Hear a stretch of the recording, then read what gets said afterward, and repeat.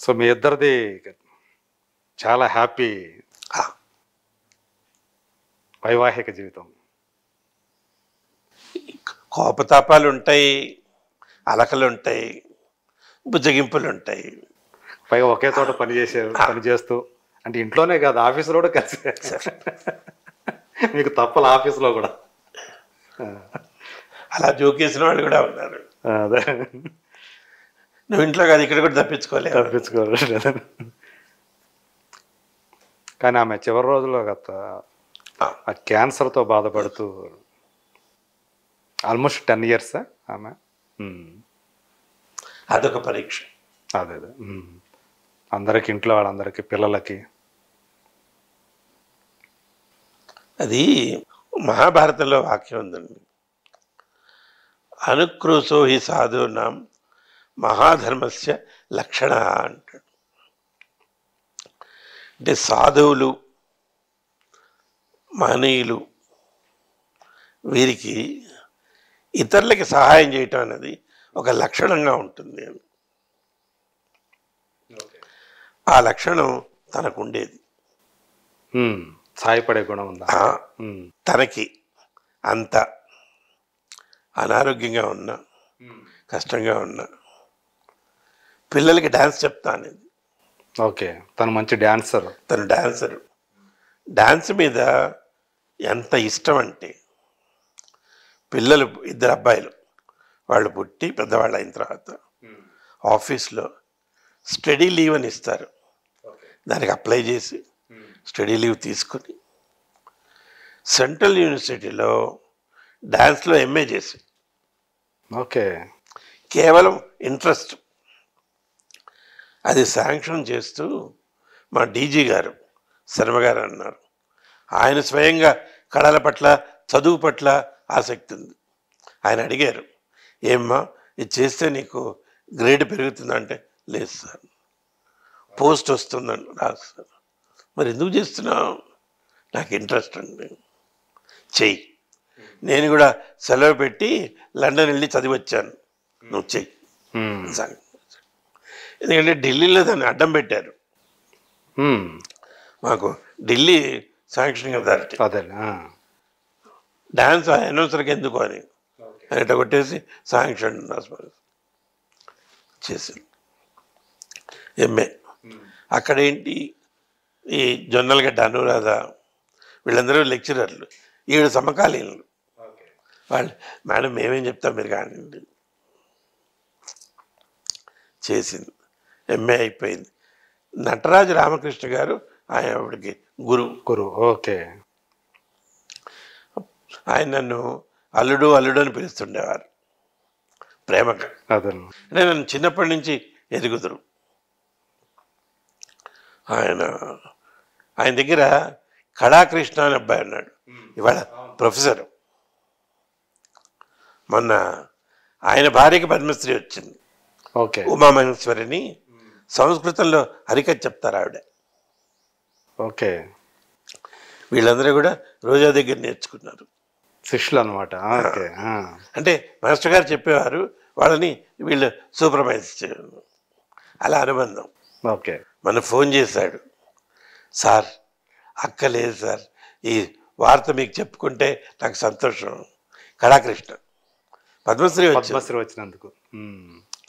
అంటే అవును కృష్ణ, నేను చూశాను, నీ భార్యకే కాదు నీకు కూడా రావాలి, చాలు చాలు. అట్లా అదొక కుటుంబం. దాంట్లో తను అలా ఎందుకంటే ఆ సహాయం చేయాలి. తర్వాత తన జీవితంలో ఎంతో కొంత పేదవాళ్ళకి పంపించేది. ఆర్థిక సాయం చేసేది. నన్ను అడిగి, నేను పంపిస్తాను, నువ్వు అడగద్దు, డీటెయిల్స్ అడగకు, ఎవరు ఎంత ఏంటి. ఓకే. అలా అది పరోక్షంగా నాకు కూడా ఉంది. చేస్తుంటారు మీరు కూడా. అంటే సందర్భం కాబట్టి ఉటంకిస్తున్నారు. అదే. మా ఇద్దరు పిల్లల పుట్టినరోజులు, మా పుట్టినరోజులు, ఇప్పుడు మనవల పుట్టినరోజులు.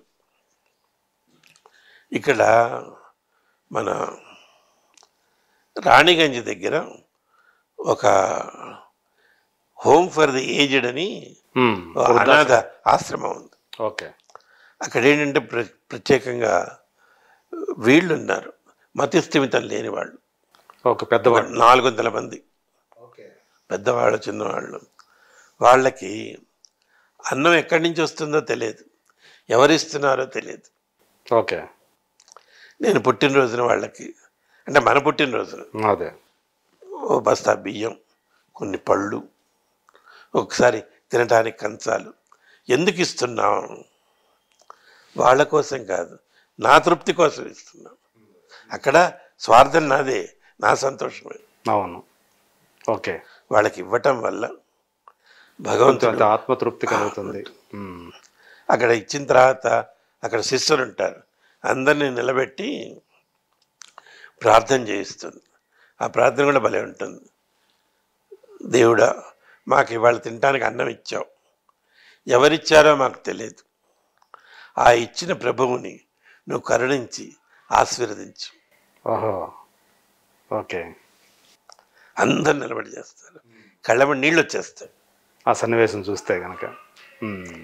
2-3 సార్లు ఆవిడ, సార్ మీరు ఇక్కడ ఉండండి అంది. వద్దమ్మా, వాళ్ళు ఆనందపడితే ఒక క్షణం ఆనపడ్డ చాలు. అలా మీకు అన్నీ కూడా మీ జీవితంలో ఉద్యోగం చేసినంతకాలం హ్యాపీగానే గడిచిపోయిందా? ఏదన్నా బాధపడ్డ సందర్భాలు ఉన్నాయా? తెలియని వయసులో నాన్నగారు వెళ్ళిపోయారు, యాక్సిడెంట్ అయ్యి. తర్వాత మా అన్నయ్య పేరండి? పేరన్నారు, తను నరసింహం అని ఓకే యూనివర్సిటీలో పనిచేసేవారు. తను భూగర్భ జలాన్ని తీయటంలో భూసార పరిరక్షణ, అది నాన్నగారు. ఓకే. ఇతను ఏంటంటే హైడ్రోజియాలజీ అంట, హైడ్రోజియాలజీ. ఓకే. దాంట్లో పనిచేసేవాడు, పెద్ద ప్రాజెక్ట్స్ అవి చేస్తున్నాడు. తనకు ఒక కూతురు. ఒకరోజు సాయంత్రం నేను మామూలుగా బయటికి వెళ్ళిపోయాను, వెళ్ళి భవన్స్ కాలేజీలో ఏదో ఇంటర్వ్యూ ఉంటే అటెండ్ అయ్యి వస్తున్నాను. 6ంటికి నేను మా స్నేహితులతో కూర్చున్నాం. మేమందరం కూర్చుని అక్కడ కవిత్వాలు, నాటకాలు రాసుకునేవాళ్ళం. అక్కడ ఒక ప్రెస్ ఉండేది, పద్మశాలి ప్రెస్ అని, పద్మజ్యోతిని మ్యాగజైన్ తీసేవారు. ఆ మ్యాగజైన్కి మేము గోస్ట్ ఎడిటర్స్ అన్నమాట. అవునా? ఓకే. అక్కడ కూర్చోగానే ఇంటి నుంచి ఫోన్ వచ్చింది. వాళ్ళు అప్పటికే వెతుకుతున్నారు, ఎక్కడ పోయావు. ఏంటంటే అన్నయ్య పడిపోయాడు, జల్దీ రా. అంతే, రోడ్డు మీద ఒక్క అంగలో ఇంటికి పరిగెత్తుకొచ్చాం. డాక్టర్ ఇది కూడా లేదు, పరీక్ష. సరే డాక్టర్ని పిలిపించాం, అయిపోయింది స్వరూపం, ఏం లేదు, ఆక్సిజన్ పెడదామా అని. ఉపయోగం వెళ్ళిపోయాడు. అది పెద్ద షాక్. ఎందుకంటే నాన్నగారి తర్వాత తనే దగ్గర తీసుకుని పెంచాడు. ఓకే. అది పెద్ద దెబ్బ. సరే తర్వాత పెరిగాము, చదువు, ఏదో ఉద్యోగం వచ్చింది, టీవీలో వచ్చింది, అయింది. మా తమ్ముడు పెరిగి వచ్చాడు, వాడు పండులా ఉండేవాడు చూడటానికి. స్టేట్ కోఆపరేటివ్ బ్యాంక్లో జిఎంగా ఉద్యోగం చేస్తున్నాడు. రోజు సాయంత్రం వెళ్తూ వాడు కారులో వాంతి చేసుకున్నాడు. ఏంట్రా అంటే, నువ్వు అర్జెంటుగా రా అన్నాడు. ఇప్పుడు వాడు అది ఎందుకో తెలియలే. వాడికి తర్వాత చెకప్ చేస్తే వాడి శరీరంలో కాల్షియం డిపాజిట్ అయ్యే లక్షణం ఉందిట. అది ఎక్కువైపోయి వాడు హార్ట్ అటాక్, కార్డియాక్ అరెస్ట్. ఇవి 2 కొంచెం చెప్పలేని కష్టాలు. మనం భరించినా భరించకపోయినా వాటితో గడపాల్సింది. వాళ్ళు వెళ్ళిపోయారు. సరే, తర్వాత ఈ దీంట్లో నా పెళ్ళి, పిల్లలు పెరిగారు. వాళ్ళు చక్కగా ఐఐటి చదువుకున్నారు, ఇద్దరు కూడా. పెద్దవాడు అక్కడికి వెళ్ళి ఎంఎస్ చేశాడు, పెళ్ళయింది. అమ్మాయి కూడా ఐఐటి పాస్ అయింది. వాళ్ళకి 2 పిల్లలు. చిన్నవాడు పిహెచ్డి చేశాడు, వెనక్కి వచ్చాడు, నాతోనే ఉంటాడు.